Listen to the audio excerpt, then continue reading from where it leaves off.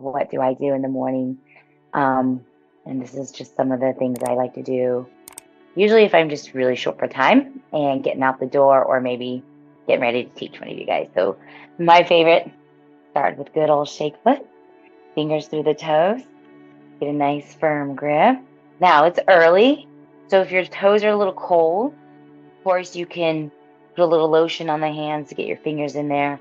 And there are other videos where I talk about this exercise, go the other way, a little more in details. So I'm just going to keep it simple as far as what we're doing, making circles, and you can check out that video later. Now just the toes are going to only go back and forth. And now we're going to move through the whole foot.